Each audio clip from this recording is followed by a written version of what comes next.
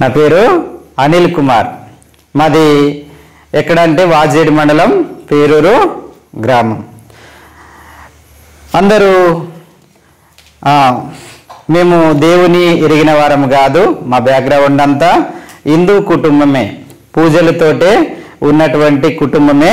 అలాంటి కుటుంబంలో నుంచి దేవుడు మరి ఎలాగా ఏ విధంగా మమ్మల్ని రక్షించుకుంటూ వచ్చినాడో కొన్ని మాటలు మీకు తెలియజేస్తాను. ఇలాంటి మరి మేము మా అమ్మ పేరు లక్ష్మి, మా నాన్న పేరు శేషయ్య. మా అమ్మ నాన్నలకు మేము ముగ్గురము అన్నదమ్ములు. ఎంతమందిని? ముగ్గురం అన్నదమ్ములం. దాంట్లో ఇప్పుడు ఇద్దరమే ఉన్నాం.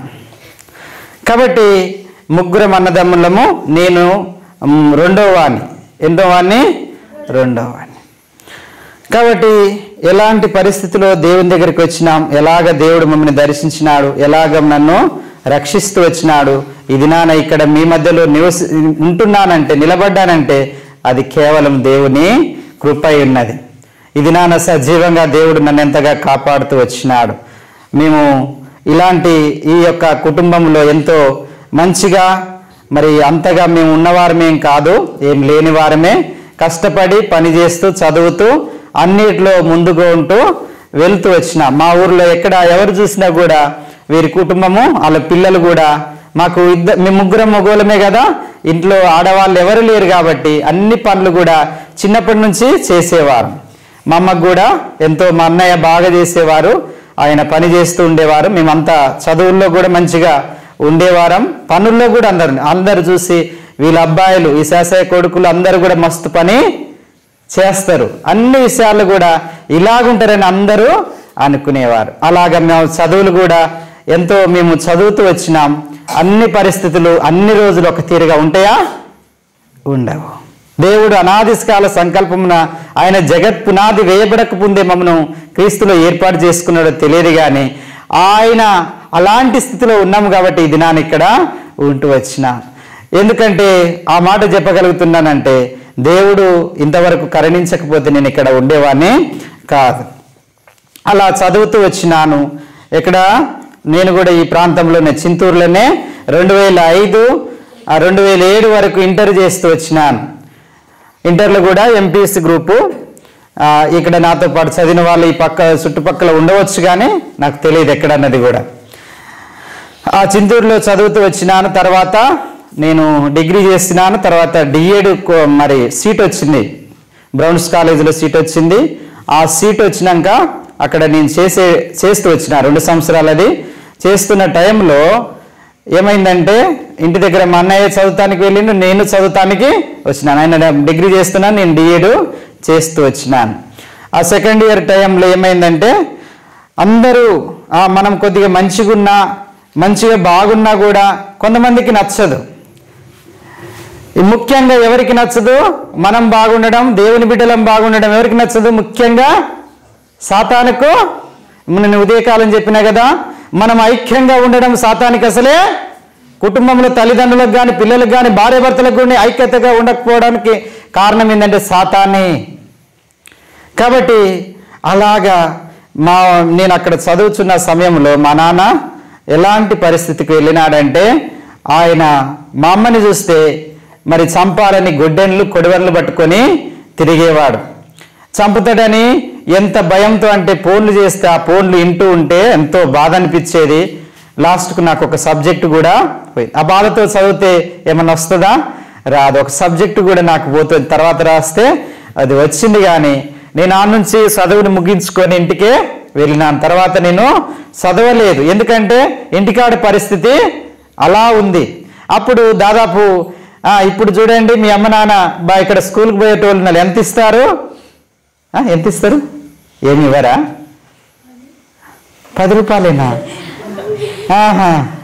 అసలు ఒక డ్రెస్ కొనాలంటే ఎంత అవుతుంది? చెప్పరు. యవనస్తులు ఉన్నారని అడుగుతున్నా నేను. చెప్పరా? ఏదైనా ఒక పాయింట్ షర్ట్ కొనాలన్నా ఎంత అవుతుంది? చెప్పండి అమ్మా. మీరు కొనేటోలేగా, కొంటలేరా? 1000-1500 అయితే. అప్పుడు ఆ కాలం నేను చదివేటప్పుడు నాకు మా అమ్మ నాన్న వాళ్ళు ఎంత పంపేయాలంటే 500 పంపేవారు. దాంతో రూమ్ రెంట్ తీసుకోవాలా, కూర మనము మళ్ళీ వండుకోవాలా, ఏమన్నా మనకు హాస్టల్ కాదు ఏమి కాదు, వండుకోవాలా, తినాలా, ఆ 500తోటే సర్దిపుచ్చుకోవాలి. బియ్యం రైస్ మాత్రం ఇంటి దగ్గర నుంచి తీసుకెళ్ళేవాడిని. ఇప్పుడు 500 ఇస్తే సరిపోతాయమ్మా? సరిపోతాయా? మనకు అస్సలు సరిపోవు. దేవుడు అప్పుడు ఎట్లా ఏ విధంగా నడిపినానో కానీ ఇప్పుడు 500 చేతులు అట్లుంటే ఒక్కసారి కొట్టుకే పోతాయి, ఉండటనే లేదు. కాబట్టి ఎలాగైపోయిందంటే ఇప్పటి పరిస్థితులన్నీ మారిపోతూ వచ్చినాయి. నేను అంత చక్కగా ఉంటూ వచ్చినాను. మా ఇంటి దగ్గర పరిస్థితి అది.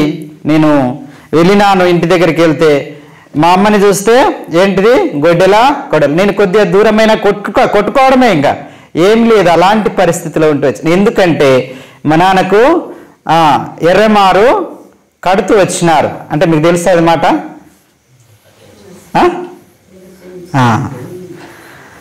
అది ఇప్పుడు నాకు కడుతూ వచ్చిన. అప్పుడు నేను దేవుని నమ్మినాను కాదు కదా, ఎక్కడికి తీసుకుపోయినా ఇదే మాట చెప్పేవారు. అలాగా నేను అనేక పరిస్థితులు అనేక రకాలుగా తిప్పుతూ వచ్చినాం.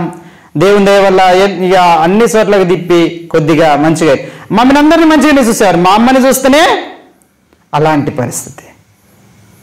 వాడొస్తున్నాడు, వీడొస్తున్నాడు, ఎన్నో రకాల మాటలు, ఎన్నో రకాల పరిస్థితులు వచ్చినాయి. ఆ పరిస్థితిలో నా చదువు కూడా బంద్ చేసిన తర్వాత ఏం చేసినానంటే ఫీల్డ్ అసిస్టెంట్గా, అంటే 100 రోజుల పని తెలుసు కదా, ఇక్కడ ఉందో లేదు మాకైతే ఉన్నది.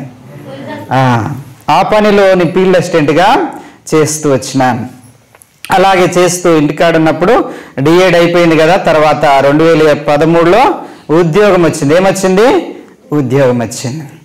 ఇదంతా కూడా ఏంటిదంటే వారు ఎవరైతే మాకు మా మీద విరోధముగా మమ్మల్ని ఇబ్బంది చేయాలని వీళ్ళు మంచిగా ఉండడం చాలా మందికి ఇష్టం లేదు. సాతానికి అస్సలు ఇష్టం లేదు. అది అనేక రకాలుగా అనేకులను ప్రేరేపించి అనేక విధాలుగా మమ్మల్ని ఈ పరిస్థితిలోనికి నడిపించాలని అలా చేస్తూ వచ్చినాడు. మా నాన్న కొద్దిగా బాగా అవుతూ వచ్చినాడు.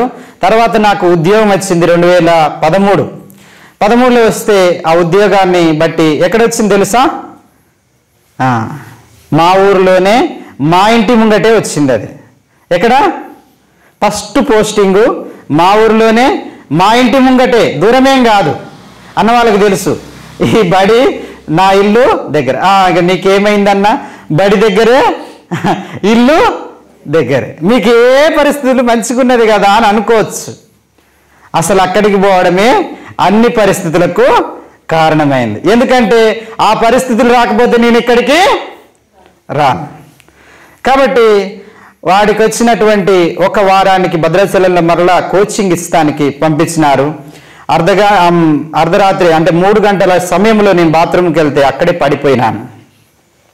ఎట్లయినానో పడిపోతూ వచ్చిన, ఎవ్వరికి తెలియదు. నా ఇచ్చకు నేనే చాలాసేపటి తెలియబడి లోనకి వచ్చినాను. చెప్తే ఎట్లయినా నువ్వు ఎందుకు ఒక్కనే వెళ్ళినావు అని ఆ రాత్రి చెప్పినారు.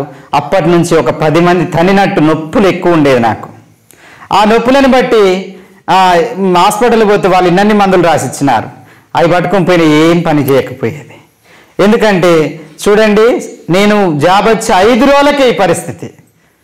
అది ఎంత భయంకరం అంటే ఎన్నో ఆ పరిస్థితిలో తీసుకొచ్చినాడు. అప్పటి నుంచి ఏది ఎక్కువ? ఇప్పుడు ఈ బాధలు ఎక్కువైనాయి కదా. ఇప్పుడు ఏది ఎక్కువైతే చెప్పండి? బాధలున్నోడు ఎక్కువ పూజలు ఏం చెప్తారు, అంతే కదా. బాధ వచ్చినప్పుడే కదా దేవుడు గుర్తుకొచ్చేది, అవునా కదా? ఈ బాధల్ని బట్టే దేవుడు గుర్తుకొస్తాడు. అప్పటి నుంచి పూజలు మా ఇంట్లో ఎక్కువ. అంతకుముందు చెప్పి మా అమ్మ అన్ని చోట్ల దీపపోయింది. అందరి కాళ్ళు పట్టుకున్నాను నేను, అందరి దగ్గరికి తీసుకొని పోయేది, అందరి కాళ్ళు పట్టేవాళ్ళని, ఎవరు మంచిగా చేస్తారని అందరినీ పట్టుకున్నాను. ఒకవేళ పట్టకపోతే నన్ను చూడడని అనుకునేవాళ్ళం. మీరు పట్టినారో లేదో నేను చెప్తాను.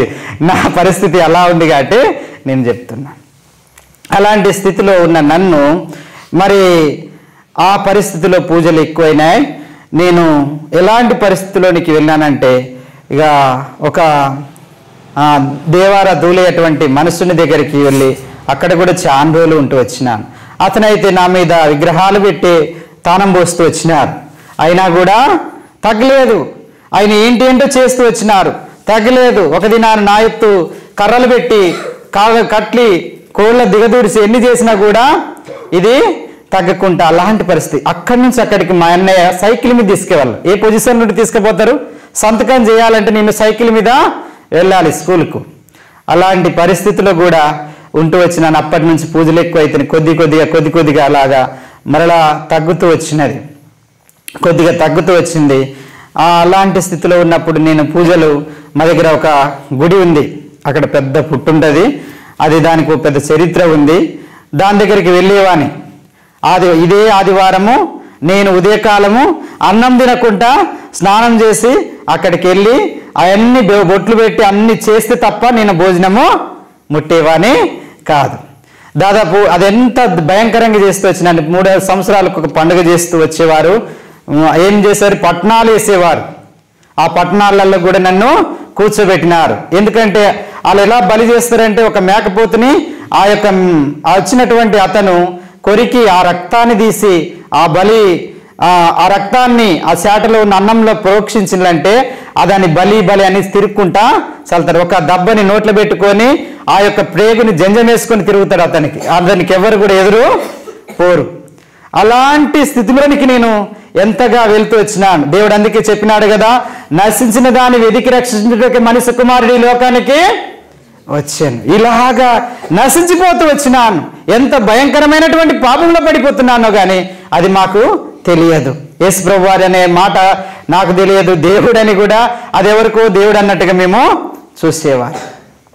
అలాంటి స్థితిలో ఉన్న నన్ను మరి అలాగే జరుగుతూ వచ్చింది.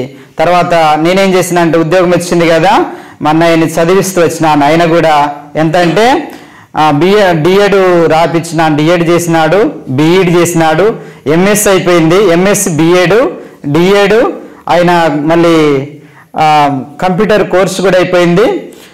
తర్వాత నేను గ్రూప్ 1 కోచింగ్లో ఆర్సి రెడ్డి హైదరాబాద్లో పెడుతూ వచ్చినాను. తర్వాత ఆయనకి ఏమైందంటే బ్రెయిన్లో మరి కళ్ళు కనపడకుండా అయినాయి. తర్వాత చూపెడితే బ్రెయిన్లో ట్యూమర్స్ అంటే. ఆయన ఎలాంటి వాడంటే, ఈ తూలేవాని దగ్గర ఏం చేసేవారంటే అడ్డగా చేసేవారు. ఏంది అడ్డంటే తెలుసా? తెలియదా? దేవర్ల దగ్గర చేసేవారు ఉంటారు కదా, వారిని ఏమంటారు? అడ్డేలు అంటారు. కాబట్టి ఏది చేసినా వాళ్ళకి ఏ దిగదుడుపులు చేసినా వీళ్ళే చేస్తారు. అడ్డలే వాళ్ళు ఏం చెప్తే ఇది వాళ్ళు చేస్తారు. అలాగే మా అన్నయ్య కూడా దేవారు తూలేవాడు. ఇలాంటి పరిస్థితిలోకి పడిపోతూ వచ్చినాం. ఆ స్థితిలో మా అన్నయ్య హైదరాబాద్లో ఆ పరిస్థితి వచ్చినప్పుడు దానికి బ్రెయిన్ సర్జరీ చేస్తూ వచ్చినాం. తర్వాత సర్జరీ అయినాక కొన్ని రోజులు వివిగా కూడా పాఠశాలలో చెప్తూ వచ్చినాడు. మరలా వచ్చింది. అయితే నేను అదొకటే కాదు, అన్ని రకాలుగా ఈ యొక్క ఉంటుంది కదా, మంత్రాల దగ్గరికి తీసుకెళ్ళినాను. అక్కడ కూడా ఇలాగ చేసినారు. అందరు చెప్పుడే. ఒక ముస్లిం ఆమె వరంగల్లో ఉంటుంది, ఆమె దగ్గరికి వెళ్తే ఆమె అయితే చూపిస్తానన్నది. మీకెవరు చేసినారో?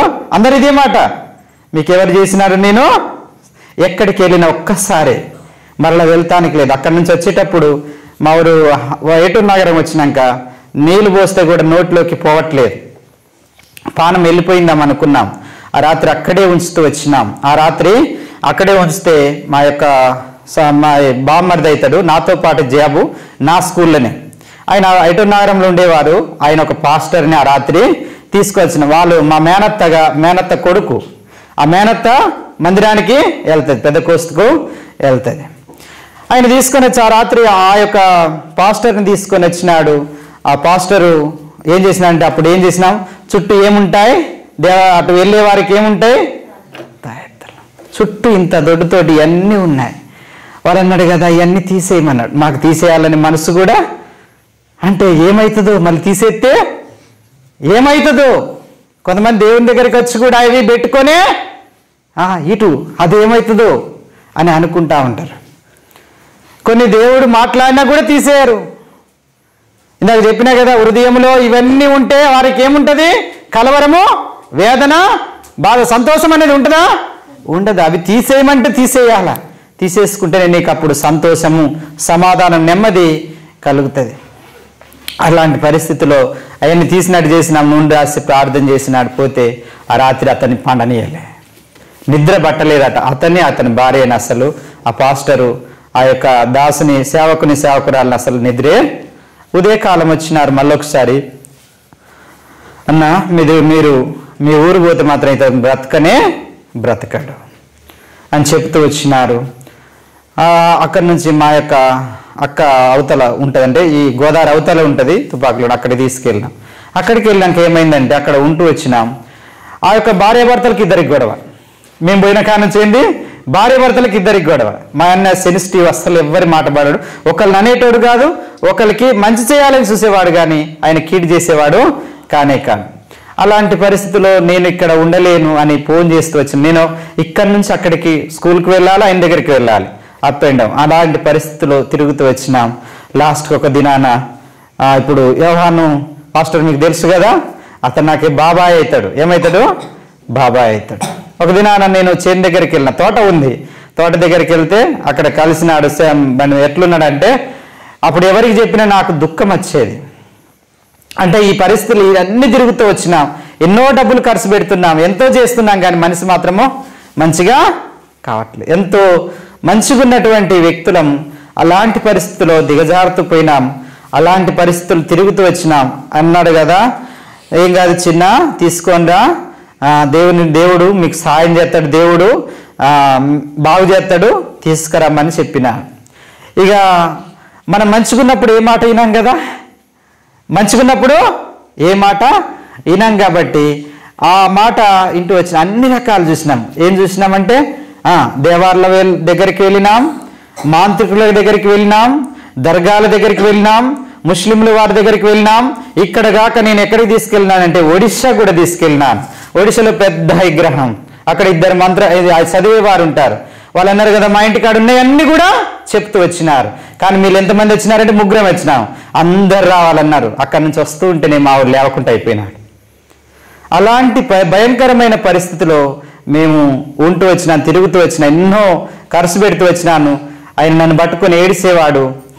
అయినా కూడా ఏం కాదు, నువ్వు బ్రతుకుతావు, నేను అన్ని ఖర్చు పెడతా, ఏదైనా చేస్తానని తిరిగేవాడిని. అయినప్పటికీ ఏం చేసినా అంటే ఈ పరిస్థితిలో వాళ్ళిద్దరు గొడవ పెట్టుకుంటా అంటే అక్కడ ఉండనని చెప్పినాను.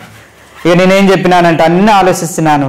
మరి బాబా ఇట్లా అన్నాడు, మందిరానికి తీసుకురమ్మన్నాడు అంటే ఏం చెప్తావు, మరి నీ ఇష్టం అని అన్నాం. నీ ఇష్టం, నువ్వు ఎక్కడికంటే అక్కడికి తీసుకెళ్తామంటే నేను వస్తా, నెల రోజులు ఉంటా. ఏమన్నాడు ఒక మాట, నెల రోజులు ఉంటానంటే ఆ మాటను పట్టుకొని ఏం చేసినామంటే అటు మాట్లాడుకొని తీసుకొని మందిరానికి వచ్చినాను. ఇంటికి తీసుకురాలి. ఇంటికి వస్తే భయంకరమైన పరిస్థితి. ఇంటికి వస్తే ఎక్కువ అయిపోయేది. ఆయనకి ఏమొచ్చేదంటే పిడిసి వచ్చేది, పడిపోయేవాడు. మందిరానికి వచ్చినాం, మందిరంలోనే ఉంటూ వచ్చినాం. మందిరానికి వచ్చిన పిడుసు చాలాసార్లు గుర్తుపెట్టుకోండి, ఈ పిడుసు దెయ్యం కూడా రప్పిస్తుంది. ఎందుకంటే నేను కన్నులారు చూస్తూ వచ్చినాను. నేను ఎప్పుడు ఇంత తాళపు గుత్తి పట్టుకొని పక్కన పడుకొని ఉండేవాడిని. ఎప్పుడు వస్తుందో తెలియదు, దాన్ని పట్టుకొని అంతా మరి పరిచర్య చేస్తూ వచ్చినాను, దాన్ని చూస్తూ వచ్చినాను. ఆ యొక్క మందిరానికి వచ్చినాక పిడిసి ఎక్కడున్నా రోగమే కదా, మందిరంలో మాత్రమో రాలే. మరి పిడిసి ఎక్కడైనా రావాలి కదా, రాలే. ఆ నుంచి తీసుకొని వచ్చినాక నేను ఆ పిడుసు రాలేదు. ఒక దినాన హైదరాబాద్ తీసుకెళ్తామని మరలా మా ఊరు నుంచి అంటే టేకులగూడ నుంచి మా ఊరు మార్చుతామని తీసుకెళ్తూ ఉంటే మా ఊరు దాటంగానే పిడిసి వచ్చింది. మా ఊరు దాటంగానే పిడిసి వస్తుంది. ఎంత భయంకరమైనటువంటి శక్తుల చేత ఎన్నో రకాలుగా మమ్మల్ని నాశనం చేయాలని, ఎన్నో విధాలుగా మమ్మల్ని ఇబ్బంది చేయాలని చేస్తూ వచ్చినారు. అక్కడి నుంచి మరలా వెళ్ళినాం హైదరాబాదు. మరలా సర్జరీ అయినప్పటికీ డాక్టర్ల దగ్గర ఎంత అంటే అక్కడ గుండె ధైర్యంలోనే ఉండగలుగుతారు. వాళ్ళు చెప్తారు, డైరెక్ట్ చెప్పేస్తారు, ఇతను బ్రతుకుతాడో బ్రతకటో, మీరు సంతకం చేస్తేనే మేము తీసుకెళ్తాం. కానీ అలాంటిది దేవుని దగ్గరికి వచ్చిన మనము దేవుడి కృపణ వల్ల ఇలాగ ఉంటున్నాం. కానీ అలాంటి స్థితిలోనికి పోతే మనం ఎంత భయంకరమైన వేదన బాధపడతామో మనకు తెలుసు. అక్కడ నేను పడినాను కాబట్టి చెబుతున్నాను. మాటలు చెప్తా అంటే గుండె ఎంత ఇదైపోయేదంటే ఎంత. అక్కడి నుంచి చూస్తే ఆ సంవత్సరమే మా పిన్ని అంటే మా బాబాయి భార్య ఏమైందంటే ఎవరో నాట మాంత్రికంగా అన్ని మంత్రించి ఒక మూట కట్టి ఆ చింత చెట్టు కింద బారేస్తే ఆమె కర్రతోటి ఏంటి అని తీసి చూసిందట. ఆమె కూలికండి అంటే ఆ చేను పనికి పోతే అక్కడే పచ్చవాతం వచ్చి పడిపోయింది. ఆమెని మంచిగానే ఉండి నేను హాస్పిటల్కి వెళ్ళినప్పుడు ఎంజిఎంకి పట్టుకుపోతే అక్కడే చనిపోయి తీసుకొచ్చినారు. దాని అయినాక నెల రోజులకు మా ఆవిడ ఈ పరిస్థితులు తిరుగుతుంటే మా దాదన్ అంటే మా నాన్న ఆయన కూడా ఈయన ఏం చేసినాడంటే, ఆయన ఎలా మొక్కుతూ వచ్చినాడంటే, మా యొక్క ఇంటి విలువేలుపు ఏంటిదంటే దేవారా కత్తుల మారెమ్మ. ఏంటిది? కత్తుల మారెమ్మ. అయితే దీనికి కూడా నేను గుడి కడతా, నా మనవడు మంచిగా అయితే దీనికి కూడా నేను గుడి కడుస్తా అని మొక్కుతూ వచ్చినాడు. ఎన్నో మొక్కులు మొక్కినారు. ఇంకా నాకు ఎంతో మంది చెప్తే ఈ మంచిగా అయితే నేను కూడా వచ్చి ఇలా మొక్కు తీర్చుకుంటామని ఎన్నో మొక్కులు మొక్కినాం. అయినప్పటికీ కూడా మా అన్నయ్యని అలాంటి పరిస్థితులు మేము హైదరాబాద్ పోయినాం. ఆయనకి ఏమైందంటే ఒక నిమ్మకాయట ముందట పడి అది ఉరుకుతూ వచ్చింది. ఎక్కడికి? ముంగటి నుంచి నైటే ఆయన ముందు పడ్డది. ఇది ఎందుకు పడ్డది, దేటి పోతుందని దాన్ని వెనకబడిపోతే ఒక మర్రి చెట్టు దగ్గరికి పోయి ఆగిపోయినారు, కనపడలే. ఆయన బయటికి పోయినాడు, వచ్చినాడు. ఒకరోజు అంటే మా మేనత్త వేరే కాడు ఉంటుంది, అడిగి పోతుంటే నా కాలు చిట్టుకుమన్నదని అన్నాడు. ఆయన వచ్చిండు. ఆయనదైనా ఎంతమంది కుమారులు, ఎంతమంది అంటే మా దాదన్నకు 6 కుమారులు, 3 కుమార్తెలు అయితే 2 చనిపోయిన ఒకరున్నారు. 6 కుమారులు. ఎవరి దగ్గర వాళ్ళు ఉన్నవారు కాదు, ఎవరి దగ్గర లేరు. 2 జాబర్సే. ఎవరిద్దరు? మా బాబాయిలు 2 జాబర్స్. ఒకరు ఆర్ఐగా వెంకటాపురంలో చేస్తాడు, ఇంకొక బాబాయి పీడిగా అదే వెంకటాపురం చిత్తపల్లిలో చేస్తారు. ఎవరి దగ్గర వాళ్ళు ఉన్నవారు కాదు. అయితే మా ముసలోడు మా యొక్క దాదన్న కూడా ఆయన ఏం చేసినాడు, మా పిన్ని చనిపోయిన నెల రోజులకు మేము హాస్పిటల్లోనే ఉన్నాం. ఆయన అప్పటికి వంట చేస్తానని చేసుకుంటా అలాగే పడిపోయి చనిపోయినాడు. ఎన్ని రోజులు? నెల గ్యాపే ఇదయింది. తర్వాత మేమేం చేసినాం, నేను అక్కడ ఉన్నప్పుడు బాబాయ్ ఒక మాట చెప్తూ వచ్చినాడు, సాపూర్ నగర్లో ఒక సేవకుని దగ్గరికి వెళ్ళు, ఆయన దగ్గర చెప్పు, ఆయన ప్రార్థన చేస్తే మంచిగా అవుతుందట అని చెప్తే ఆ జీడిమెట్లో ఉంటుంది సాపూర్ నగర్. నేను ఒక దినాన్ని నాకు అంత తెలియదు కానీ వెళ్తానని, అంటే మావాడు బాగా కావాలని నేను వెళ్తానని స్నానం చేసి రెడీ అయిన మా తమ్ముడు అక్కడ ఉన్నాడు. నేను వెళ్తున్న పరిస్థితిలో ఏమైందంటే, నేను ఎప్పుడైతే వెళ్తానని స్నానం చేసినానో వామిటింగ్ స్టార్ట్ అయింది. ఏంటి? వామిటింగ్ స్టార్ట్ అయినాయి. వామిటింగ్ స్టార్ట్ అయిన మా తమ్ముడు వెళ్ళమన్నాడు. నేను వెళ్ళి వచ్చేవారికి 3 డ్రెస్సులు మార్చి, అంటే బాగా తడిసిపోతేనే అవి మారుస్తారు. అంత భయంకరంగా వామిటింగ్స్ అయినాయట. అక్కడికి వెళ్ళినాను. అక్కడ సేవకుడు మరి వాక్యం చెప్పినారు, ఏది చెప్పి నాకేం తెలియదు, నా బాధ నాకే ఉంది, ఏడుపు నాకున్నది. ఆ మందిరంలో కూర్చున్నాను. లాస్ట్కు ప్రార్థన ఆయన పైనుంచి చేస్తాను, పెద్ద సేవకుడు, పెద్ద మందిరం. ఇక నన్నేం చూస్తారని నాకు వాడికి మరి అందరు లైన్ ఉంటే నేను కూడా పోయినాను. ఏందని చెప్తే ఏడుస్తున్నాను. ఎలా ఉన్నాడు మా అన్నయ్య, ఇలా ఉన్నాడని సెల్లులో చూపెడితే ఆయన ప్రార్థన చేసిన. నేను వచ్చేవారికి ఇట్లయిందని చెప్తూ వచ్చినారు. ఆ నుంచి తీసుకొని వచ్చినాం, మందిరానికి తీసుకొచ్చినాం. మందిరంలో వీళ్ళు నేను చెప్పినాను కానీ అడ్డ చేసేవారని వీళ్ళందరూ తూలేవాళ్ళు వచ్చేవారు, చూసేవారు. కొంతమంది రాకుండా ఆ మందిరంలో ఉన్నారు కదా, అక్కడికి వచ్చి చూసి తిరిగి వెళ్ళిపోయారు, మందిరంలోనికి రాకపోయేవారు. కొంతమంది అందరూ మంచిగా ఉన్నటువంటి వారు ఉంటారు కానీ చేసేవారి దగ్గరికి రారు. మేమందరినీ మంచిగా నమ్మేవారు కానీ ఈయనకు చేసిండు. లాస్ట్కి ఒక ఐజక్ పాల్ అని ఇది ఖమ్మంలో ఉంటారు పాస్టర్, ఆయన దగ్గరికి తీసుకెళ్ళినప్పుడు ఇతని మీదికి అది దురాత్మ అనేది వస్తూ వచ్చింది. అప్పటికి ఆపరేషన్ అయింది. తల ఎక్కడికి పోయినా మేము కార్లలో పట్టుకపోవడమే, లేసే పొజిషన్లే. ఈ తల ఇలా ఉన్నది, ఇలా తిరిగిపోయింది.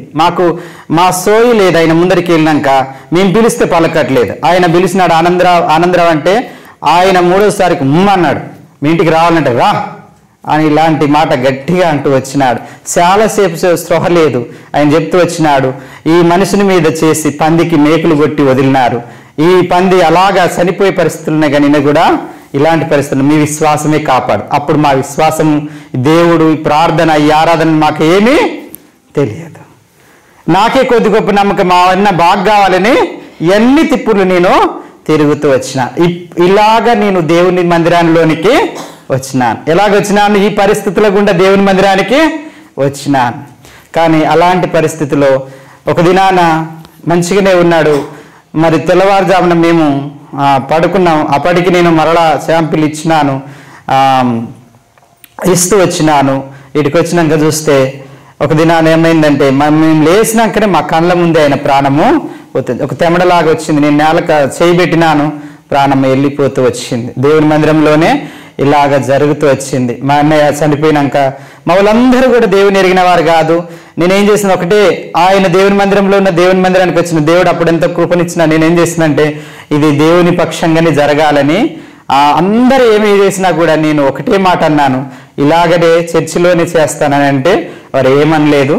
మేము అలాగే చేసినాం. చాలామంది అటు నుంచి అటు మా అమ్మని కూడా ఎన్నో మాటలని వెళ్ళిపోయిన వారు ఉన్నారు. అయినప్పటికీ కూడా మేము అలాగే సమాధి కార్యక్రమము చేస్తూ వచ్చినాను. తర్వాత నేను అదే 2017 ఇది జరిగింది. 2018లో సంవత్సరం తర్వాత ఏమైందంటే నేను కూడా మరలా ఎలాగైపోయినానంటే భయంకరమైన పరిస్థితి. ఆ రోజు నేను స్కూల్లోనే ఉన్నా, బీపీ డౌన్ అయిపోయింది.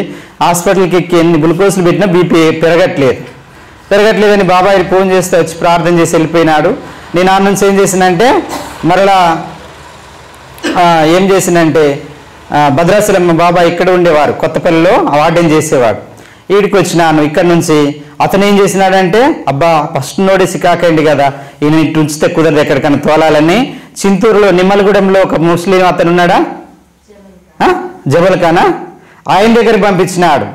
ఆయన దగ్గర పంపిస్తే అతను ఏం చూడలే, నా కొడుకు మ్యారేజ్ ఉన్నది, నెల రోజుల తర్వాత రమ్మను. నా పరిస్థితి భయంకరంగా ఉన్నది. అప్పటికి బతుకుతానో సస్తానో ఇట్లాంటి లెక్కలకి వచ్చిన నేను. ఏమయ్యేదంటే ఇక్కడ నొప్పి లేసేది, ఈడికి వచ్చేది, తల దిమ్మయ్యేది, గుండెంత బరువైపోయేది, ఏమయ్యేది నాకు అర్థం కాకపోయేది. ఇలాంటి పరిస్థితిలో ఉంటూ వచ్చినాను. ఈ పీడి సార్, గోపాలరావు సార్ తెలుసు, భద్రాచలంలో ఉంటారు, తెలుసా తెలియదు చాలా మందికి. అన్న దేవసాయం అన్న తెలుసు కదా, మన సావాసమే, వాళ్ళిద్దరు టీచర్లే. వాళ్ళు మా దగ్గర మా స్కూల్లోనే ఆయన చేసేవాడు. ఆయన ఇంటికి వెళ్తే ఒకరోజు ప్రార్థన చేసినారు.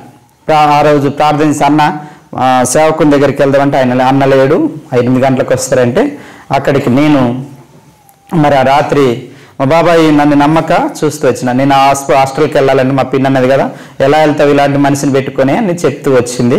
ఆయన మరలా వెళ్ళినాడు. ఏ రాత్రి వచ్చినాడు నాకు తెలియదు. 8 గంటలకు నేను అక్కడికి వెళ్తే ఆ జాస్వన్న ప్రార్థన చేస్తూ వచ్చినాడు. ప్రార్థన చేసినాక ఇక్కడికి వచ్చినాను. ఈ మందులన్నీ తీసుకున్నాం, ఇవన్నీ చేసినాం, కానీ ఇదే పరిస్థితి, నిద్ర పట్టకపోయేది, తెల్లందాక ఇట్లా చూసుకుంటుండేవాడిని. ఈ పరిస్థితిలో నేను ఆలోచిస్తాను, మా బాబాయ్ ఉదయం వచ్చి అన్నాడు కదా ఎక్కడికి పోదాం అంటే, అంతకుముందు ఏం జరిగిందంటే అక్కడే ఉన్నప్పుడు ఇక్కడ కాదు, ఈ సీలేరు సైడ్ ఎక్కడ ఉన్నట, ఆ ఒడిశాకి సైడు ఎక్కడ పెద్దగా ఇది చేసే వాళ్ళు ఉన్నారు, వాళ్ళు అయితే చేస్తారు, అక్కడికి తీసుకెళ్దాం, ఒక కారు మాట్లాడుకుని అని మాట్లాడుతూ ఉంటే నాకు ఎక్కువైపోయింది. మీరు మాట్లాడకుండా ఇట్లా అవుతుందని చెప్పినాను. ఆ నుంచి ఏం చేద్దామని ఉదయం వచ్చి అడిగితే నేను అన్నీ ఆలోచించిన, మా అన్నకు అన్నీ కూడా నేనే పెట్టుకున్నా కదా, అన్నీ ఆలోచించిన. ఎక్కడికి పోయినా డబ్బులు ఒడిసిపోయినాయి, ఎక్కడికి పోయినా అన్నీ ఒడిసినాయి, కానీ మనిషి మాత్రము రాలేదు. ఇక్కడికి వస్తే అందరూ మా కొరకు ప్రార్థించినారు, అందరూ మా కొరకు అనేక విధాలుగా ఎంతో బలపరుస్తూ వచ్చినారు, అన్ని విధాలుగా చేస్తూ వచ్చినారు. అలా చూస్తూ వచ్చినాను కాబట్టి ఎక్కడికి పోను, చర్చికే పోతున్నాను డిసైడ్ తోటి నేను చర్చికి వెళ్తానని చెప్పినాను. మా బాబాయ్ ఫోన్ చేసి, టేకులు కూడా ఉన్నటువంటి బాబాయ్ ఫోన్ చేసి అడిగితే ఇక్కడ తీసుకురమ్మని చెప్పినాడు. అక్కడికే నేను ఇంటికి కూడా వెళ్ళలేదు, చెరికూరు నుంచి డైరెక్ట్ మా ఇంటికి వెళ్ళకుండానే ఇటు అక్కడికి వెళ్ళినాను. ఆ రోజు రాత్రి నేను ఆడికి వెళ్ళినాను. ఆ నైట్ ఒక ముస్లమ్మ అక్కడ పడుకొని ఉంటుంది. ఆ రాత్రి ఆ ముస్లమ్మకి ఎలాంటి కళ వచ్చిందటంటే, ఒక ఆమె ఊడుస్తుంది, అక్కడ చింత చిగురు పడిపోయిందట, ఆమె అంటే నేను ఊడుస్తూ ఉన్నట్టు కనపడదాట. అయితే చిన్నోడు ఒక్కడే ఊడుతాడు, కానీ ఆమె ఊడితే ఆ నడుము రాకుండా చిన్న నొప్పులు బట్టి జ్వరం వచ్చేసింది. అంటే వీళ్ళు ఏం చెప్పలేదు, ఇలాంటి పరిస్థితుల్లో ఎందుకు అయిందని వాళ్ళు చెప్పలేదు, కానీ ఆ ముస్లమ్మకు ప్రార్థన చేసిన తర్వాత తగ్గింది. మా బాబాయిని కూడా ప్రార్థన చేస్తానికి ఉంటే ఆయన నిద్రపోయాడు, నాకు ప్రార్థన చేస్తానంటే ఆయన నిద్రపోయేటోడు. మా పిన్న అయితే ఇక అసలే చేత కాకపోయేది, ఎంత నాకు చేసేదో కానీ అస్సలు చేత కాకపోయేది. అలాంటి పరిస్థితుల్లో నేను నెల రోజులు అక్కడే ఉంటూ వచ్చినాను, నెల రోజులు మందిరంలోనే ఉంటూ వచ్చినాను. ఇలాంటి మందిరం అన్ని కిటికీలు మూసుకునేది, అన్ని తలుపులు మూసుకునేది. ఒక చూడండి, ఇందాక భయం ఉంటుందా అని అన్నా, బల్లులు కూడా కిటకిట అంటే చచ్చిపోతానని భయం. ఏం భయము? చచ్చిపోతాననే భయం. నేను అనుకున్నాను, ఇక బ్రతకను, ఇలాంటి పరిస్థితుల్లో నా పని కూడా అయిపోయిందని అనుకున్న పరిస్థితిలో మరి దేవుని సేవకులు వేరే కాడికి, ఇక్కడ వేరే నల్లబెల్లి దగ్గర ఒక అతను ప్రార్థన చేస్తే మంచిగా ఎత్తురాటంటే అక్కడికి కూడా తీసుకెళ్తూ వచ్చిన. ఆయన దగ్గర కూడా ఎవరు ఏది చెప్పినా హల్దీ మాట అయినవాడిని. ఇగో నూనె ఇక్కడ రాసుకోమంటే నేను పడుకుంటే ఇటు సైడ్ ఒక బైబుల్, ఇటు సైడ్ ఒక బైబుల్, ఇటో నూనె డబ్బా, ఇటో నూనె డబ్బా, అలా పెట్టుకొని మళ్ళీ ఎట్లా మా బాబాయ్ ఈ పక్క, మా పిన్ని, అంత భయంతో. ఏమైందంటే నేను పడుకునేటప్పుడు వాళ్ళు ప్రార్థించినారు కదా, ఆ నూనె రాసుకుంటే మంట లేసిపోయేది. నాకు ప్రార్థించిన నూనె ఏం రాసుకుంటే మంట లేసిపోయేది ఒళ్ళు, శరీరం అంతా. అలాగా నేను ఉండేవాడిని. నేను అంటే వాళ్ళు వేడి నీళ్ళలో ఇలా చేయమని చెప్తే నేను అలా చేస్తే ఏదో బాత్రూమ్ వచ్చినట్టు వచ్చి బయటికి పోతే ఏదో వచ్చినట్టు అయ్యేది. మళ్ళీ వచ్చి మా వాళ్ళందరినీ వాళ్ళు నిద్రపోతే నేను ఇలా చూసుకుంటూ ఉండే. అప్పటికి ఏమైందంటే కంటికి ఆపరేషన్ అయి ఉండే, బ్లాక్ కళ్ళజోళ్ళు, ఇంకా నేను కళ్ళజోడు మారలేదు. అప్పటికి భయంకరమైన పరిస్థితి, నా కళ్ళు పోతాయి అనుకున్నా నేను. అలాంటి పరిస్థితిలో ఉంటూ వచ్చినాను. ఒక దినాన ఏమైందంటే మొత్తం 3:30 నా ఆ టైంలో మొత్తం చల్లబడిపోయినాను. ఇట్లా పట్టుకుంటే పలుసు కూడా నాకు ఏం ఏర్పడట్లేదు. ఇక అయిపోయిందిరా అనుకున్నా. ఆ నైట్ ఆ రోజు ఎప్పుడు లేపితే ప్రార్థన చేసేవాళ్ళకి నా రాత్రి అసలు లేస్తాను పడుకుంటాను మా బాబాయ్. అలాంటి పరిస్థితిలో సేవకులు చేయలేదు ఆ రోజు. ఇక అయిపోయిందిరా, తెల్లారితే డప్పుకులు ఏం మోగుతాయి, డప్పుకులు మోగుతాయి అనుకునేవాడిని. మా బాబాయ్ మా ఊరు అంటే నేను స్కూల్కి వెళ్ళి సంతకం చేయాలంటే బాబాయ్ తీసుకునేవాళ్ళు. ఒక్క 5 నిమిషాలు కూడా అక్కడ ఉండకపోయినా అంత ప్రభావం ఉండేది. దాదాపు చాలా దూరం. ఏంటంటే నాకు కనపడేది, ఈ సేవకుడు ప్రార్థించి చెప్పినప్పుడు నువ్వు కనపడతాయి నీకు అనేవాడు. నేను ఎక్కడైతే పూజలు చేసినానో, ఎక్కడైతే ఆ బొట్లు పెట్టినానో, ఎక్కడైతే ఆ కుండలు అవే కనపడేది నాకు. వాటి మీద పెట్టి మాంత్రికంగా నాకు చేస్తూ వచ్చినారు. అవే నన్ను లాస్ట్కు పడుతూ వచ్చినాయి. అవే నన్ను ఎంత మరి పరిస్థితిలోనికి తీసుకొచ్చినాయంటే అలాంటి భయంకరమైన పరిస్థితులు అన్నీ నాకు కనపడేది. ఆ యొక్క సమాధులు చూసుకుంటూ మళ్ళీ మా సమాధి ఆ నుంచి పోవాలి, మసీన్ కా నుంచి. నెక్స్ట్ సమాధి నాదే అనుకున్నా నేను. చనిపోతానని ఏం చేసినా తల మీద ఇట్లా పెట్టి చేస్తే మంటలు వేసిపోయి తల. ఒకవేళ ఇట్లా పడతారు కదా సేవకులు, మంటలు వేసిపోయింది. ఏం చెప్పినా కూడా ఇక మా బాబాయ్ ప్రార్థన చేసి ఏం వచ్చిందా అంటే ఆ టీ ఇచ్చి తాగమన్నా కూడా మోర మీద కొట్టాలనిపించేది. అంత కోపం, అంత భయంకరమైన పరిస్థితిలో నేను ఉంటూ వచ్చినాను. తర్వాత అలాగే ప్రార్థన చేస్తూ వచ్చినారు, సేవకులు చేస్తూ వచ్చినారు. ఆ సేవకుని కూడా తీసుకొచ్చి ఇంటికాడ ప్రార్థించినాక ఇలాగ చేసుకుంటూ విశ్వాసులు, సేవకులు అందరితోటి ఎవరితో అయితే ఫోన్లు చేసి ప్రార్థన చేపించేవారు అలాగ చేసుకుంటూ వస్తే ఆ దినాన నేను చనిపోయినా అనుకున్నా కానీ ఎట్లా లేసి నాకు అర్థం కాదు. ఈ పక్క ఏదో పగిలినట్టు అయిపోయింది నాకు ఆ రాత్రి. అలాగ పలుసు కూడా ఏం లేదు, ఒక్క కొద్దిసేపే నాకు నిద్ర అట్లా మూసుకుపోయిన కళ్ళు అయిపోయినా అనుకున్నాను. ఎట్లా లేసిందో నాకు తెలియదు. ఆ ఉదయకాలాన్ని మా బాబాయ్ అన్నాడు కదా అక్కడికి తీసుకెళ్ళినారు. వెళ్తున్నాను, నేను చెప్పలేదు, తీసుకెళ్ళినాను. ఎట్టనైనా చనిపోయినోనే, ఇది బలిగింది కదా ఇట్లా కూడా పోతున్నాను అనుకున్నాను. కానీ అక్కడే పోయినాక ఆ సేవకుడు అన్నాడు కదా నీకేమి కాలేదు, నేను గ్యారంటీ ఇస్తా అని చెప్తూ వచ్చినాను. ప్రార్థన చేస్తూ వచ్చినారు. ఆ దినాన్ని నుంచి దేవుడు ఆ దినం ఎట్లా లేసిన అద్భుతం నాకు తెలియదు. నన్ను లేపుతూ వచ్చినాడు. ఆ ప్రార్థన చాలా రోజుల తర్వాత, నెల రోజుల తర్వాత ఇలాగని చేస్తూ వచ్చినారు. ఎంతో మంట, ఎంతో ఏడిసేవారు. నా దగ్గరికి ఎవ్వరు రాకపోయేవారు. మా బంధువులు చుట్టాలు అందరూ వచ్చేవారు. మేము మిర్చి వేస్తాం కదా, మిర్చి 2-3 బస్తాలు వెళ్ళిపోయేది. అందరికి పంచిపెట్టేవారు, అందరు మనవులేని వచ్చేవారు. కానీ నేను మంచిగా లేనప్పుడు ఎవ్వరు మాత్రం నా దగ్గరికి రాకపోయి. మా అమ్మ కూడా, వీళ్ళు కూడా వాళ్ళ దగ్గరికి రాకపోయారు. మా అమ్మ వచ్చి ఒక్కొక్కసారి వచ్చి చెప్పేది కదా, అరే ఎక్కడికి పోతే మంచిగా చేస్తా అన్నాడు, పోదమ్మా అని. వచ్చిన నాకు పట్టింది కాదు ఈమెకు పట్టింది అనుకునేటోడు నేను. అలాంటి పరిస్థితిలో నేను ఉంటూ వచ్చినాను. ఆ పరిస్థితిలోనికి చేరుతూ వచ్చినాను. చాలా దినములకు అలాగ దేవుడు దర్శించి దేవుడు నాకు అన్ని చూపెడుతూ వచ్చినాడు. నువ్వు చేసినటువంటి పాపములు అన్ని రకాలుగా ఎంత తప్పిపోతూ వచ్చినానో అవన్నీ కూడా ఏడుస్తుండేవాను. నా బాధను బట్టి ఏడుస్తున్నాను అనుకున్నాను. నేను ఇలాగా నా యొక్క ఈ స్వరం కూడా బయటికి రాపోయింది, నంగిపోయి అస్సలు ఎక్కడి నుంచో పలికినట్టుగా అనిపించే. మా వాళ్ళు మా బాబాయ్ పిన్ని అనుకున్నారట కదా, ఒక దినాన్ని చెప్పిండ్రు హాస్పిటల్కి వెళ్దాము అన్నారు. నేను అనుకున్నాక మంచిగా లేని హాస్పిటల్కి పోదామని నేను అనుకున్నాను. తర్వాత ఈ దినం అంటే ఆ రోజు చెప్పినారు, ఆ రోజు పోదామని అంటే మరలా ఆ రోజు నేను అడుగుతాను, నువ్వేం కాదు మంచిగా ఉన్నావు పోద్దని. ఎక్కడికి పోదామనుకున్నా తెలుసా? నా పరిస్థితిని చూసి నన్ను చూసి ఆ యొక్క మెంటల్ హాస్పిటల్ ఉంటుంది కదా ఇది కొత్తగూడెం మానసిక రోగులు అది ఉంటుంది కదా, అక్కడికి తీసుకుపోదాం అనుకున్నారట. కానీ దేవుని కృపని బట్టి దేవుడు ఆడికి పోకుండా దేవుడే సహాయం చేస్తూ వచ్చినాడు. తర్వాత ప్రార్థన చేసినాక ఇంటికి వచ్చినాను, ఇంటికాడ ఉంటూ వచ్చినాను. ఒక దినాన మాకు ఒక ఆమె ఏం చేస్తుందంటే 10,000 అన్నా 20,000 అన్నా చేయబదులే ఇచ్చేది. వాళ్ళు మంచి వాళ్ళు అనుకుంటాం, చెడ్డోళ్ళు అనుకుంటాము మనము చెప్పండి. చాలా మంది ఇలాగా కూడా ఉంటారు. అట్లా 10,000 20,000 ఇస్తే వాళ్ళు మంచి వాళ్ళు అనుకుంటే చెడ్డోళ్ళు అనుకుంటామా? మంచి వాళ్ళు అనుకుంటాం. వాళ్ళు కూడా నా దగ్గరికి వచ్చి సార్ నేను ఎప్పుడు ఇంటికి పోయినా కదా ఏదో బ్రతికి బతబడినాని కొద్దిగా మంచిగున్నా కదా అని ఎప్పుడు నేను బైబిల్ చదువుకుంటా కూర్చొని ఉండేవాడిని. చదువుకుంటుంటే 3:30 టైంలో వచ్చి మా అమ్మ కూడా నాతో ఉండేది, ఏమన్నా అయితే అని అక్కడే ఉండేది. అయితే నేను చదువుకుంటుంటే ఆమె వచ్చింది. అయితే నా దగ్గరికి ఎవరు రావట్లేదు కదా, మాట్లాడాలని నాకుంది. ఆమె బయట ఉంది, మా అమ్మతో మాట్లాడుతుంది, నాకు మాట్లాడాలని ఉంది. ఒక దేవుడు ఏదో ఒక స్వరముతో అన్నట్టుగా ఎట్లా మాట్లాడుతూ వచ్చినాడంటే, ప్రార్థన చేయి, ప్రార్థన చేయి, ప్రార్థన చేయి. ఎవరు లేరు చూస్తే కానీ ఇలాంటి మాట వినబడుతుంది. ఏం చేసినో దేవుని కృపను బట్టి ఏం చేసినో తెలియదు, కానీ దేవుని దయని బట్టి ఆ ప్రార్థన చేసి బయటికి వెళ్తే ఆ మనిషి లేదు. మా ఇంటికి అస్సలే రాకుంటే ఇక బంధు. నేనేం గొడవ పెట్టుకోలేదు, నేనేమో అనలేదు. ఆమె మాకు ఎంత కీడు చేయాలని చూసిన దేవుడు అన్నీ కూడా ఎరిగినవాడు.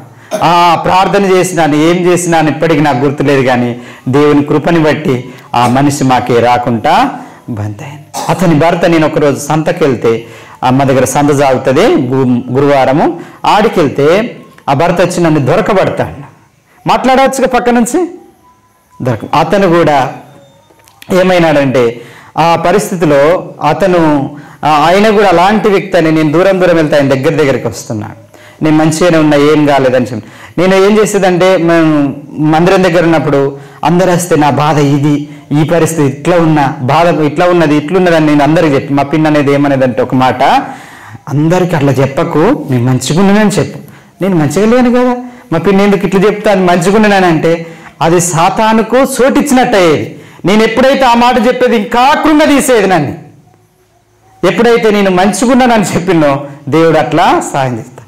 ఆ పరిస్థితిలో కన్నుకు ఆపరేషన్ అయ్యి ఆ కళ్ళజోడు ఉంది, డస్ట్ పడితే ఇబ్బంది అంటే, అప్పుడు ఆ మందిరం ఏం చెప్పేదంటే ఎవరు రాకపోయేది. అప్పటికి ఆ మందిరానికి రావాలంటే చాలా కొంతమంది అక్కడక్కడ ఊర్ల నుంచి వస్తారు, కాబట్టి నువ్వు మందిరం మూడు, నీకు దేవుడు సాయము చేస్తాడని.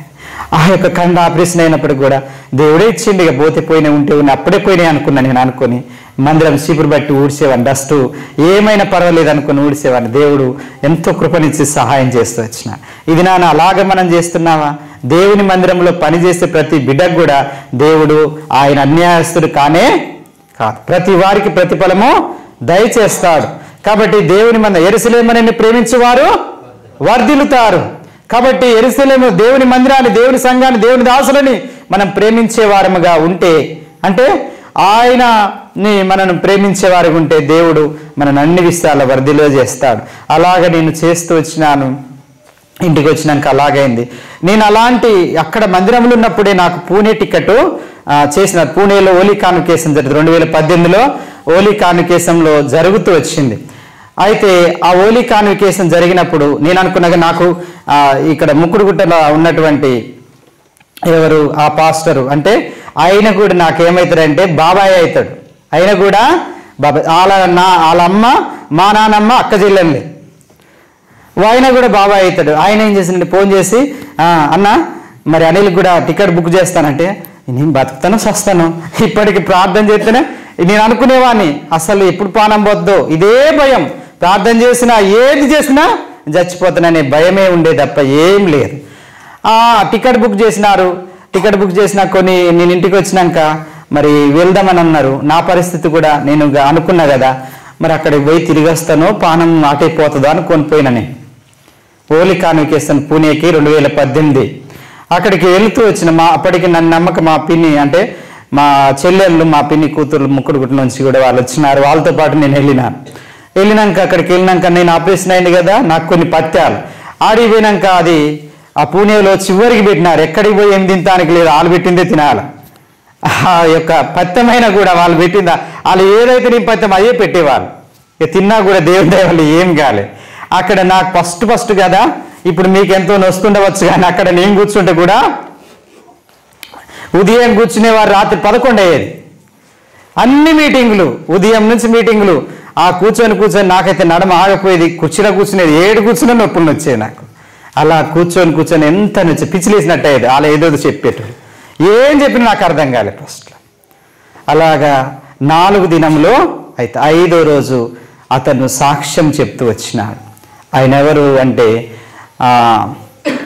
అమెరికాలో ఆయన గొప్ప మరి సైంటిస్టు, రసాయన శాస్త్రంలో సైంటిస్టు, ప్రపంచ 10లో ఆయన కూడా ఒక్కడు. ఆయన యూదా గోత్రం వాడు. ఆయన మన యొక్క సాహసం అంటే దైవజనుడైన భగత్ సింగ్ ద్వారా ఆయన ద్వారా బాప్తిసం పొందుకున్న వ్యక్తి ఆయనకు ఒక వాగ్దానం ఇచ్చినాడట. 5వ రోజున ఆయన సాక్ష్యం చెప్తూ ఉంటే నేను అన్ని రోజులు నాకు ఏం అర్థం కాలేదు. ఆ రోజు వింటూ ఉంటే దేవుడు నాతో మాట్లాడుతూ వచ్చినాడు. అంతకుముందు నేను మా అన్నం తీసుకుపోయినప్పుడే చిన్న బాప్తిసం తీసుకుంటాం అంటే ఇప్పుడేనా అని నేను అడిగిన. తర్వాత అక్కడికి పోయినాక నాకు పరిస్థితి ఏంది, భయము, ఒక దిగులుండేది. 6 లక్షలు అప్పు తీసుకున్నాను, అది ఎవరి చేత నేను పోయే ఉంటే ఎవరు తీర్చలేరు కదని ఇదొక భయం, దిగులుండేది. ఇలా పట్టుకునే, చేతులు పట్టుకునే, తల మీద పెట్టుకునేటోని, అలాగా ఉండేటోని, ఎంతో అలాంటి పరిస్థితుల్లో భయం, ఆందోళనతో ఉంటే దేవుడు ఒక మాట మాట్లాడుతూ వచ్చినాడు. ఆ మాట చదువుదామా? ఇది నాన్న అలాంటి భయములతో, అలాంటి మరి దిగులుతో, అలాంటి పరిస్థితిలో ఉంటే దేవుడు నీ కొరకు కూడా ఆ మాటని అనుగ్రహిస్తున్నాడు. యెషయా గ్రంథం 41 అధ్యాయం 9-10 వచనాలు. యెషయా గ్రంథం 41. భూదిగంతంలో నేను పట్టుకుని దాని కొరలను పిలుచుకున్నవాడా, నీవు నా దాసుని నిన్ను ఉపేక్షించి ఏర్పాటు చేసుకుంటుని నేను నీతో చెప్పి ఉన్నాను, నీకు తోడై ఉన్నాను. భయపడకము, నీకు నేను దేవుడినై ఉన్నాను. దిగులు పడకము, నిన్ను బలపరుస్తు, నీకు సహాయం చేయవాడును నేనే. నీతియు నా దక్షిణస్తంతో ఆదుకుంటాను. నాకేముంది, నాకెవ్వరు కూడా, నీకు నేను తోడైన, ఎవ్వరు తోడు లేరు, ఎవరు నాకెవరి దగ్గరికి వస్తలేరని ఇలాంటి ఉండేది. దేవుడు ఏమన్నాడు, నేను నీతో చెప్పి నీకు తోడై ఉన్నాను. భయపడకు, నీకు నేను దేవుడినై. నాకేముంది, భయం ఉంది, ఏముంది, దిగులు ఉంది. అలాంటి దిగులు, భయంతో ఉన్న నాతో దేవుడు మాట్లాడుతున్నా. ఇది నాన్న ఈ రాత్రికాలి దేవుని మందిరానికి వచ్చిన నీవు ఏ దిగులుతో వచ్చినావు, ఏ భయంతో వచ్చినావు? దేవుడు చెప్తున్నాడు, భయపడకము, నీకు నేను దేవుడినై ఉన్నాను. దిగులు పడకము, నిన్ను నేను బలపరుస్తాను. ఎవ్వరు సహాయం చేయకపోవచ్చు కానీ దేవుడు ఏమన్నాడు, నీకు నేను సహాయము చేస్తాను, నీతియు నా దక్షిణహస్తంతో నిన్ను ఆదుకుంటాను. ఆ మాట ఆయనకు బాప్తిస వాగ్దానం ఇచ్చినారట. ఆ మాటతో దేవుడు మాట్లాడితే అది నన్ను ఆ యొక్క ఎవరైతే దేవుడు మాట్లాడితే మీ యొక్క హస్తం చెప్పినప్పుడు అప్పుడు ఆ దినాన లేపుతూ వచ్చిన. అది ఏ రోజు అంటే 19/5 నెల 2018. ఆ దినాన దేవుడు నాతో మాట్లాడుతూ వచ్చినాడు. నేను ఏ పరిస్థితిలో పోయినా అక్కడ చనిపోతానో, అసలు తిరిగత్తనో రాననుకుంటా పోయినా దేవుడు నన్ను 5వ రోజు దర్శిస్తూ వచ్చినాడు. అక్కడ మరి వాళ్ళు ఏం చేసినాడు నా కొరకు, ఎక్కడంటే పంజాబ్ నుంచి వచ్చిన సేవకుడు, ఆయన కొత్తగూడెం మాట, ఆయన వచ్చి ప్రార్థన చేసినారు. చేయలేపిన వారి కొరకు ప్రార్థన చేసింటూ మీ యొక్క మరి మందిరంలోనే మీరు బాప్తిసం తీసుకోమని చెప్తూ వచ్చినాను. నేను ఇంటికి వచ్చినాక ఇలాగనే ఉంటూ వచ్చిన రోజు దేవుని ఈ యొక్క బైబిల్ చదివేవాని, ఉదయము సాయంత్రం చదువుకుంటూ ఉండేవాని. చదువుతా అంటే దేవుడు ప్రతి వచనంలోని దేవుడు బాప్తిసం గురించి మాట్లాడేవాడు. మాట్లాడుతూ ఉంటే ఏం చేసినంటే, అంతకుముందు బాబాయ్ నన్ను అడిగినాడు బాప్తిసం తీసుకుంటావని, ఇప్పుడేనా నేను అడిగినాను, ఇప్పుడు మాత్రం ఎప్పుడు బాప్తిసము ఇస్తావు? నేను తొందర పెట్టడము జరిగింది. అలాగా దేవుడు అనేక విషయాలు నాతో మాట్లాడుతూ వచ్చినప్పుడు నేను తొందర పెడితే ఎప్పుడు ఇచ్చినారంటే, నేను తీసుకున్నటువంటి దినం ఏంటంటే 20/10/2018. దానికి దీనికి ఎన్ని నెలలు పట్టింది? 5వ నెలలా దేవుడు మాట్లాడినాడు, 10వ నెలలా నేను బాప్తిసము తీసుకుంటూ వచ్చినాను. బాప్తిస వాగ్దానం కూడా ఒకసారి చూద్దాం. యెషయా గ్రంథం 58:11.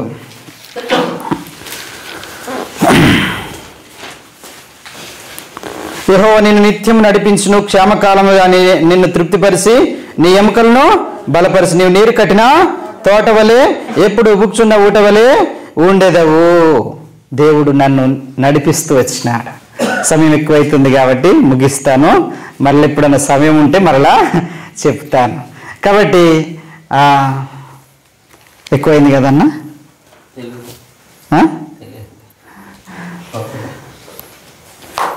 ముగిస్తాను. మరలోసారి మిగతాది నేను చెప్తాను కానీ కొద్దిగా చెప్తాను. చూడండి, ఆయన యెహోవా నేను నిత్యము ఎట్లా నడిపించిందో తెలుసా? ఎట్లా నడిపించ, ఈ మరణకరం నేను చనిపోతున్న పరిస్థితుల్లో నుంచి నడిపించినాడు. ఒక దినాన నేను కన్ను మంచిగా లేని భద్రాచలం వస్తే అక్కడ నైటు ఎంత సాతాన్ ఎంత అటాక్ చేస్తూ వచ్చింది, ఒక్కనే ఉంటూ వచ్చినాను. ఆ రాత్రి పానం పోయినట్టు అయింది. అసలు బ్రతుకుతాను అనుకున్నా ఆ టైం.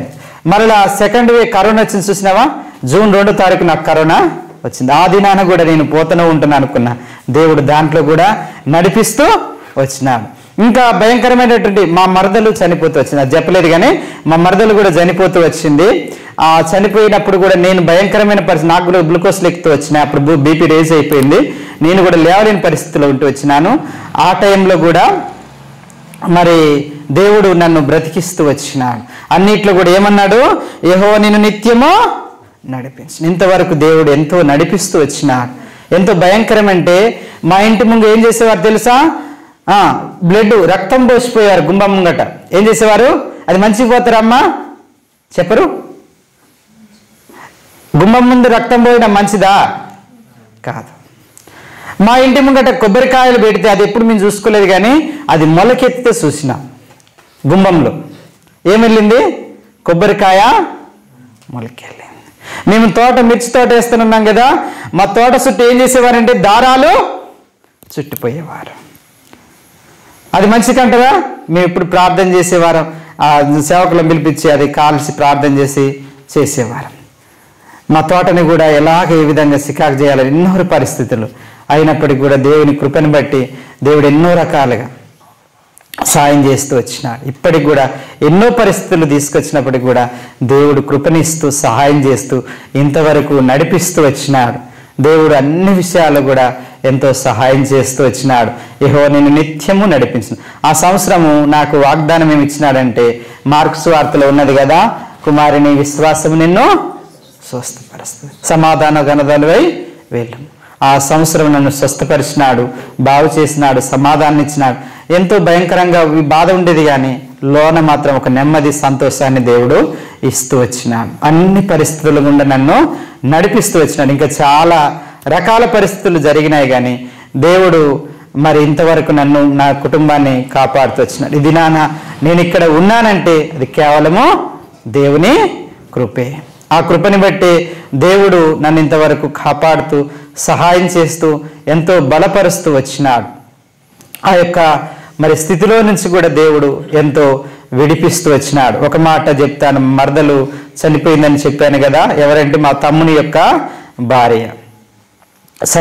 మా 7 నెలలకే ఈ ఇబ్బంది అవుతూ వచ్చింది. ఎందుకంటే ఆమె కూడా, ఆ మ్యారేజ్ కూడా అమ్మాయి సతీష్ గారు ఆ దినాల నుంచి కూడా ఎట్లయిందంటే, మేము ఎప్పుడైతే మ్యారేజ్ స్టార్ట్ చేసినామో ఆ ఊర్లో మా ఇంటి వాళ్ళే 30 వంతుంటారు. కానీ అనేకమైన అల్లర్లు లేపినారు. ఛత్తీస్గఢ్లో చర్చికి పోయే వారిని అనేకమైన ఇబ్బందులు కలుగజేస్తూ వచ్చినారు. మ్యారేజ్కి మేము అందరికీ శారీలు పెట్టి అందరికీ కార్డులు ఇచ్చినాం. ఎవ్వరు కూడా మా ఇంటి వారు రాలేదు మ్యారేజ్కి. దేవుని బిడ్డలు, దేవుని దాసులు, దేవుని సేవకులు, నేను చెప్పిన వారింటికి వాళ్ళందరూ వచ్చినారు కానీ మా యొక్క రక్త సంబంధులకు ఎవరు కూడా రాలేదు. రాకపోయినప్పటికీ కూడా మ్యారేజ్ ఎంతో ఘనంగా దేవుడు జరిగిస్తూ వచ్చినాడు. నేను అనుకున్నాను కదా, మంచిగానే ఉంది, ఈమె కూడా బాగానే ఉంది కదా, ఆ దేవుళ్ళు ఇప్పుడే ఎదుగుతుంది కదా అని నేను అనుకున్నాను. దేవుడు ఒక దినాన తన్ను కూడా దేవుని మహిమలోనికి పిలుచుకుంటూ వచ్చినాడు. ఎంతో పరిస్థితులు వచ్చినాయి, నేను కూడా అలాంటి పరిస్థితుల్లోనే ఉంటూ వచ్చినాను. ఆ స్థితిలో కూడా దేవుడు ఎంతో కృపనిస్తూ వచ్చినాడు. కానీ నేను అనుకున్నాను, మా మరదలు చనిపోయిన తర్వాత ఆ రాత్రి కూడా నేను ప్రార్థన చేస్తుంటే ఆ ఫస్ట్ కబురు నాకు తెలుస్తూ వచ్చింది. ఎంతో ప్రార్థిస్తూ వచ్చినాను. మరి ఇలాంటి పరిస్థితి ఎందుకు జరిగిందని అనుకున్నాను. తర్వాత నేనేమన్నానంటే, మరి అప్పటికి దేవుని మరి పరిసరలో కూడా మా దగ్గర 3 సంఘాలు ఉన్నాయి. హెబ్రోను, యెరూషలేము, సియోను మందిరాలు, భువనపల్లి, ధర్మానము, మరి టేకులగూడెంలో మందిరాలు ఉన్నాయి. అక్కడ ఏదో దాంట్లో పరిసరకు తోలుతూ ఉంటాం. అక్కడ పరిసర చేస్తున్నాను కదా, ఈ పరిస్థితులు వచ్చినాయి కదా, మరి సాతాను ఏ విధంగా నన్ను మోసపరుస్తూ వచ్చిందంటే, ఎలాగ ఈ పరిస్థితులు తీసుకొచ్చిందంటే, నేను అనుకున్నాను మరి ఇట్లయింది కదా, నేను చేసే పరిసరే దేవునికి ఇష్టం లేదు, దేవుని చిత్తము కాదు, నేను చేయనని దేవుని సేవకులకు చెప్తూ వచ్చినాను. అయినప్పటికీ కూడా మరి చెప్తూ వచ్చినప్పుడు అంతేనా చిన్న అంటే, దేవుడు మాట్లాడితే తప్ప నేను చేయనని చెప్తూ వచ్చినప్పుడు మరి ఏం మాట్లాడుతూ వచ్చినాడంటే, ఆమె చనిపోయినాక కూడా ఒక మాట చెప్తూ వచ్చినాడు. ఒక మాట ఏందంటే, ఆ యొక్క మాట చెప్తూ వచ్చినాడు. ఒక మాట ఊకే గుర్తుకొచ్చేది, నీ భక్తి నీకు ధైర్యం పుట్టేస్తుందా అనే ఒక యోబు గ్రంథంలో ఉంటుంది కదా, ఆ మాట ఊకే నాకు గుర్తుకొచ్చేది. అయినప్పటికీ కూడా ఇన్ని పరిస్థితులు ఎందుకు వస్తున్నాయి, నాకే వస్తున్నాయి కదా, ఇలాంటివి నేను చేయడం దేవుని చిత్తం కాదేమో అని నేను అలాగా అనుకుంటూ వచ్చినప్పుడు దేవుడు మాట్లాడితే చేస్తానని నేను చెప్తూ వచ్చినాను.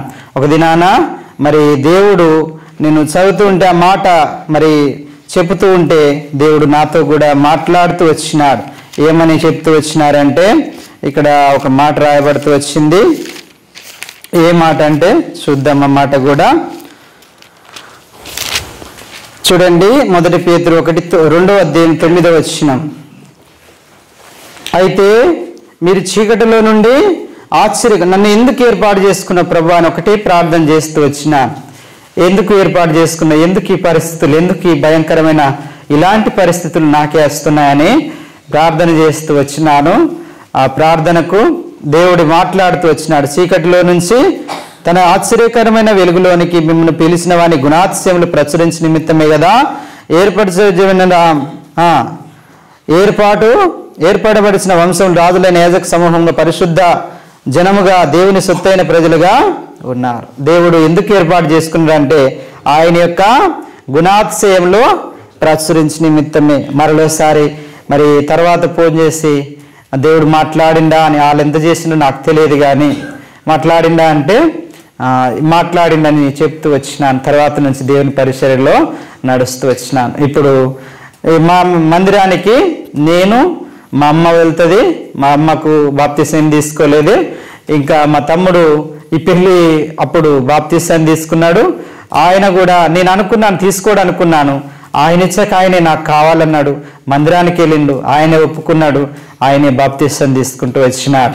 తమ్ముడు వస్తాడు, అమ్మ వస్తుంది, నేను వస్తాను. నాన్న ఎవరైనా వస్తే ప్రార్థన కూర్చుంటాడు కానీ మందిరానికి రాడు. నా కొరకు, నా కుటుంబం కొరకు మీరు అందరూ మా నాన్న రక్షణ కొరకు ప్రార్థించాలని మిమ్మల్ని అందరినీ ప్రభువు నామాన వేడుకుంటున్నాను. మరలా ఏదైనా దేవుని చిత్తం ఉంటే ఇంకా మిగతా విషయాలు కూడా నేను చెప్తాను. దేవుడు ఈ కొద్ది సాక్ష్యాన్ని దీవించును గాక.